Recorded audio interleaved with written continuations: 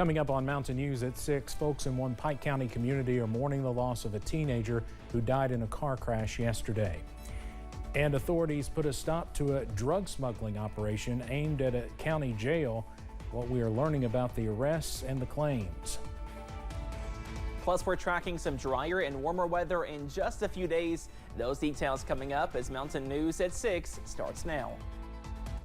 Dedicated to Eastern and Southern Kentucky, this is WYMT Mountain News at 6. One Pike County community is in mourning after a crash yesterday killed a student from East Ridge High School. WYMT's Buddy Forbes was at the school today where the community poured out for a prayer vigil in her memory.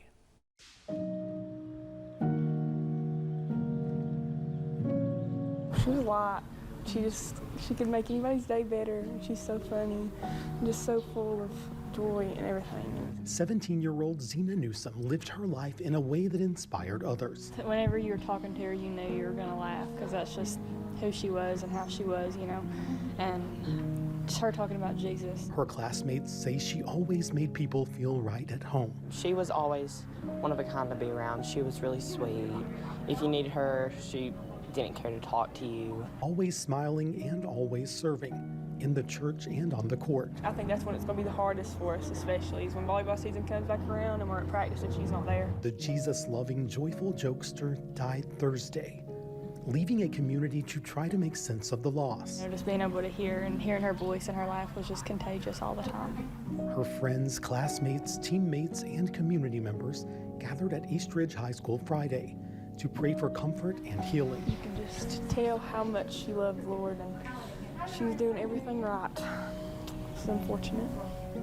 Saying though her senior year will come and go without her. We're definitely going to be playing for her, and it's just going to be beyond different.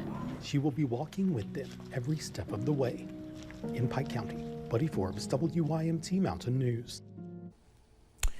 Newsom's teachers, friends, and classmates shared memories and stories about her life after the prayers, saying they will never forget the joy she carried everywhere she went. One person is dead after a crash in Lee County, Virginia. Officers with Virginia State Police say the one-vehicle crash happened a little after noon on Route 58A. A Chevy SUV was heading west on the road near Town Branch Road when it went off the road and struck a tree. A woman died at the scene. Her name has not been released yet. Police say she was not wearing a seatbelt at the time of the crash. Also in Southwest Virginia, a man is behind bars after he reportedly shot someone during an argument about money. That incident happened at approximately 10:30 a.m. on Dan Hall Road in Coburn, Virginia. Local dispatch received a call from 911 about 63-year-old Randall Richard Potter shooting someone. After arriving at the scene, deputies learned the victim had reportedly driven himself to a local hospital. Potter was taken to the Southwest Virginia Regional Jail. Sheriffs in 2 eastern Kentucky counties say they were able to stop a scheme to smuggle illegal drugs into a jail. 3 people were arrested in Estill County yesterday. The scheme involved planting drugs somewhere so a current inmate could grab them. WYMT's Phil Pendleton has more about what the people are accused of doing.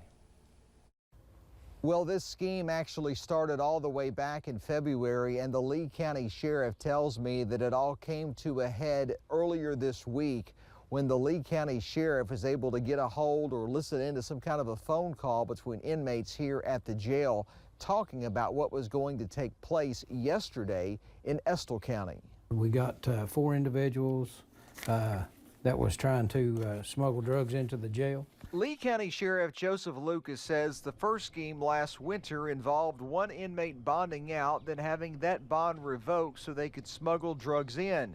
That was stopped then, but then again Thursday, Lucas says they tried another way. While the inmates were going to court in Estill County, 2 people taped meth to a handrail near the courtroom so inmates could grab it, but it didn't work. Current inmate Tommy McIntosh and the 2 other people on the outside, Sabrina Olinger and Bradley Morrison, were arrested. They'll come up with some elaborate schemes in order to try to get drugs into the jail.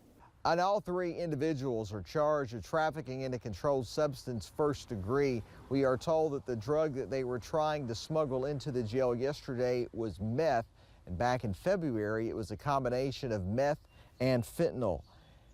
In Lee County, Phil Pendleton, now back to you. Police say they were able to use the courthouse cameras to help nab the inmates. A woman is facing charges after police in Pulaski County found drugs, money, and guns inside a home. That incident happened last Sunday. It started when detectives with the sheriff's office were executing a search warrant of Vicky Allred. Police found nearly 300 grams of meth, more than $300, 4 firearms, and multiple baggies. Police later found Allred at a home improvement store in Somerset, where she was served with the warrant. The Bureau of Alcohol, Tobacco, Firearms, and Explosives continues to investigate the cause of a deadly explosion earlier this month. That explosion destroyed a garage near U.S. Highway 27 in Somerset and killed Christopher Feinberg. In a release, the Pulaski County Sheriff said the incident is believed to be connected with fireworks and other material in the garage. ATF officials say no further information will be released until the investigation is complete. Happy Friday, everyone. I wish I had some better weather to share with you all on this Friday, but we are tracking some gloomy and some wet weather to go into this evening. Upon first alert pinpoint Doppler, some heavier downpours pushing into Jackson County, also moving out of Clay County into Owsley, into Lee, also Estill counties as well. Some good news, nothing severe, but a few heavier downpours cannot be ruled out into this Friday evening from Leslie County pushing into Perry County, also for parts of Knott County as well, just to the south of downtown Hindman, and a few more light showers from the Mountain Parkway pushing into the Big Sandy Valley from Johnson County into Martin, also Pike counties at this hour. We are below average on this Friday thanks to the clouds, also the showers.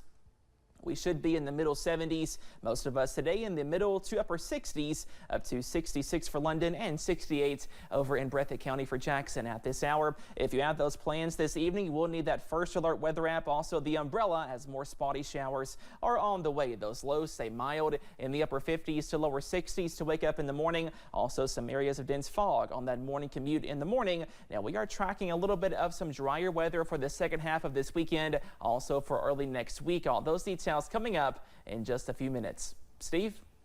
All right, Cameron, thanks. A public meeting on Tuesday let community members in Cumberland, Benham, and Lynch in on possible solutions for a years-long wastewater issue. WYMT's Madison Carmouche spoke to Tri-Cities officials about what the next steps could be for the wastewater system. In June of 2023, the Tri-Cities was one of 11 communities nationwide selected for an Environmental Protection Agency study, closing America's wastewater gaps. The shape that our systems are in right now, I think it's something that if we don't do, it's going to come back and haunt us in the future. The study determined several ways the Tri-Cities could improve the infrastructure to avoid dumping wastewater into waterways, which has caused multiple Division of Water violations for Tri-Cities. Raw sewage is going in the river. They put a hold on you tapping into any new customers whatsoever. And until you fix the issues at your plant, that order won't be lifted. Upgrades to infrastructure in Cumberland would stop gutter water from taking away from the system's overall capacity, which gives us enough space to where, should Benham and Lynch want to send their sewer to Cumberland, we have the volume once the infrastructure is replaced. Another possible solution was to regionalize a wastewater system, but this project would cost community members jobs and money. If we regionalize, yes, they should definitely worry. Customers should worry about, is the prices going to be a small amount if we just merged our services, or if we pay a big company to come in here and build a new plant for all 3 cities. All leaders agree they will work together to best improve quality of life in the 3 cities. With tourism coming in, plus needing people to move to the area, we want to create jobs here. We know we need to be able to provide water, wastewater. In Harlan County, Madison Carmouche, WYMT Mountain News. Harlan County Judge Executive Dan Mosley says this is a step in the right direction for generations to come. We continue to count down the days until the primary election here in Kentucky. We are just 4 days away from the big day on Tuesday. Each of Kentucky's 6 congressional seats are up for grabs this year. There are also primary races in both the state House and Senate. Of course, early voting began yesterday and will continue through tomorrow. Those early voting locations may differ from where you traditionally vote on Election Day. We run into a lot of times people, if they move or something and they fail to change, so try to be informed before you go and show up at the wrong location that day.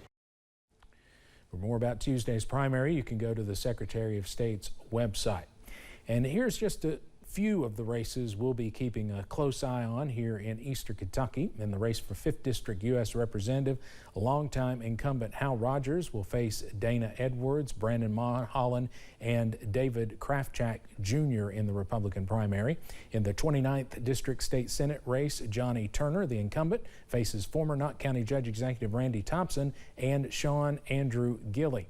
In the 89th District, the battle for state representative on the Republican side will be between Idalia Holland and incumbent Timmy Truitt. Again, that's just a portion of the races we'll be looking at for Tuesday. There are also 2 areas in Eastern Kentucky having a wet-dry vote.